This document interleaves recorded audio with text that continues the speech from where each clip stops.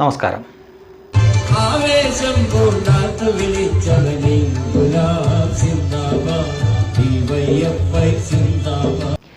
ഈ പാട്ട് മനസ്സിലായല്ലോ. പുഷ്പനെ അറിയാമോ, ഞങ്ങളുടെ പുഷ്പനെ അറിയാമോ എന്നുള്ള ഡിവൈഎഫ്ഐയും CPM-കാരൊക്കെ പാടിക്കൊണ്ട് നടക്കുന്ന പാർട്ടി പരിപാടിക്കൊക്കെ പാടിക്കൊണ്ട് നടക്കുന്ന ഒരു പാട്ടാണ്. ഈ പാട്ട് പക്ഷേ പാടിയ വേദി കൊല്ലം കടക്കൽ ക്ഷേത്രത്തിലാണ്. അതായത് ക്ഷേത്രം പോലുള്ള സ്ഥലത്ത് പാടേണ്ട പാട്ടല്ല. കലാകാരനെ സംബന്ധിച്ചിടത്തോളം കലാകാരന് മതമില്ല, ജാതിയില്ല, അതൊക്കെ സത്യമാണ്. പക്ഷേ പാട്ട് പാടുമ്പോൾ വേദി അറിഞ്ഞിരിക്കണം, സദസ് അറിഞ്ഞിരിക്കണം എന്നൊരു സാമാന്യ യുക്തി കൂടി അവിടെയുണ്ട്. അത് ആ കലാകാരൻ ഇല്ലാതായിപ്പോയി. അലോഷി എന്നാണ് അയാളുടെ പേര്. അയാളൊരു കമ്മ്യൂണിസ്റ്റ് അനുഭാവിയാണ് എന്നാണ് എൻ്റെ അറിവ്. അങ്ങനെ തന്നെയാണ് കമ്മ്യൂണിസ്റ്റുകാരും അയാളെ കൊണ്ടാടിക്കൊണ്ടിരിക്കുന്നത്. ഇങ്ങനെ ഒരു ക്ഷേത്രത്തിൽ പുഷ്പനെ അറിയാമോ, ഞങ്ങളുടെ പുഷ്പനെ അറിയാമോ എന്ന് പാട്ട് പാടിയ അലോഷി എന്ന ആ സഖാവ് ഇപ്പോൾ എന്ത് ചെയ്യുന്നു എന്നറിയണ്ടേ? തീർച്ചയായിട്ടും അറിയണമല്ലോ. ഇതാ നോക്ക്.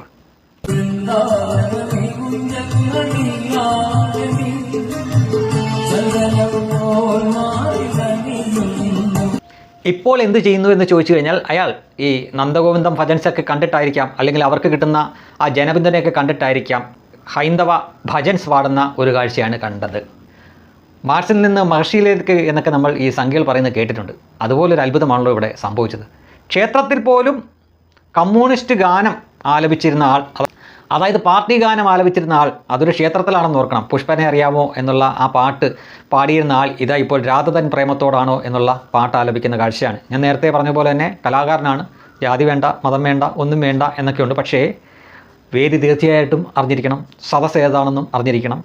ഇത് കലാകാരൻ എന്ന രീതിയിൽ മതവും ജാതിയും ഒന്നും ഇല്ലാതെ അയാൾക്ക് ഏതുതരം പാട്ട് പാടാനുള്ള സ്വാതന്ത്ര്യമുണ്ട്. അതിൻ്റെ ഭാഗമാണ് എങ്കിൽ ഓക്കെ, കുഴപ്പമില്ല.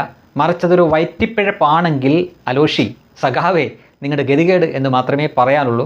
ക്ഷേത്രത്തിൽ പോലും ഒരു ഔചിത്യബോധമില്ലാതെ പുഷ്പനെ അറിയാമോ എന്ന പാട്ട് പാടി അന്ന് വിവാദത്തിലായിട്ട് അതിന് ഒരു ആളുകൾക്ക് മനസ്സിലാവുന്ന തരത്തിൽ ഒരു ന്യായീകരണം പോലും നൽകാതെ പോയ നിങ്ങൾ ഇപ്പോൾ ഇരുന്നു കൊണ്ട് ഈ രാധതൻ പ്രേമത്തോടാണോ എന്നുള്ള പാട്ട് പാടുമ്പോൾ ഇതാണോ കാലത്തിൻ്റെ കാവ്യനീതി എന്നോ അല്ലെങ്കിൽ ഇതാണ് ബൂമറാങ് എന്നോ ഒക്കെ പറയേണ്ടി വരും.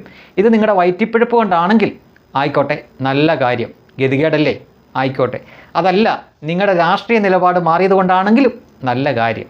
പക്ഷേ ഇതൊക്കെ മനസ്സിലാക്കാൻ കഴിവുള്ള ലക്ഷക്കണക്കിന് ആളുകൾ പുറത്തുണ്ട് എന്ന് കൂടി നിങ്ങൾ ഓർത്താൽ നന്നായിരിക്കും. ഇനിയെങ്കിലും ഒന്ന് സ്വയം ചിന്തിക്കണം. ഒരു ക്ഷേത്രത്തിൽ പാടേണ്ട പാട്ടായിരുന്നോ പുഷ്പനെ അറിയാമോ എന്നുള്ള പാട്ട്?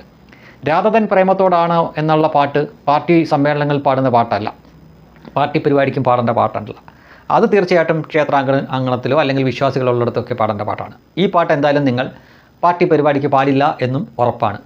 അതേ ഔചിത്യബോധം അന്ന് കാണികൾ ആവശ്യപ്പെട്ടിരുന്നു എങ്കിൽ കൂടി ഇതൊരു ക്ഷേത്രമാണ്, ഇവിടെ പുഷ്പനെ അറിയാമോ എന്ന പാട്ട് ഞാൻ പാടില്ല എന്ന് പറഞ്ഞിരുന്നെങ്കിൽ അതായിരുന്നു അലോഷി നിങ്ങളുടെ ഏറ്റവും വലിയ നിലപാട്.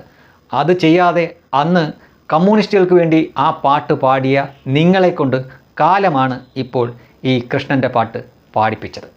രാധ